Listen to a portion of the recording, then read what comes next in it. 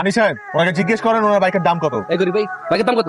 2,10,000। Sir নাস্তা খাওয়ার 2,10,000। 5 লাখ টাকা দিয়ে বাইকটা নিয়ে নাও। ওই একটু বিশ্রী কফি কেন? কে বানিয়েছে? এক্সকিউজ মি স্যার, আপনি কফিটা এভাবে ফেলে দিলেন কেন জানতে পারি? ফেলে দিলাম কারণ এত বাজে স্বাদের কফি আমি কখনো খাই। তাই বলে তো আপনি আমাদের কফিটা এভাবে ফেলতে পারেন না স্যার। আপনি কাজটা ঠিক করেননি। আপনি এখনই এখান থেকে বেরিয়ে যান। আমাকে বের হয়ে যেতে বলছেন?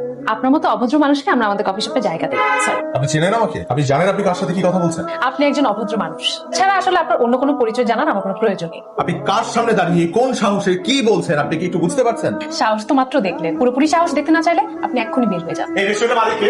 আমি রেস্টুরেন্টের মালিক। আপনার মতো একটা ম্যানারলেস মেয়ে এই রেস্টুরেন্টের মালিক জীবনে হতে পারে না, কারণ কোনো কাস্টমারের সাথে কোনো রেস্টুরেন্টের মালিক এ ধরনের ব্যবহার করতে পারে। আমি তো আপনাকে কাস্টমারই মনে করি না। ম্যানেজার সাহেব আমি এই রেস্টুরেন্টটা কিনবো। সরি স্যার, এই রেস্টুরেন্টটা বিক্রির জন্য। ম্যানেজার সাহেব আমি কালকে এই রেস্টুরেন্টটা কিনবো এবং কালকে রেস্টুরেন্ট কেনার পর আমি এখানে কফি খেতে আসবো, তারপর যেন আমি এই মেয়েটাকে এই রেস্টুরেন্টে না দেখি। Hope to see you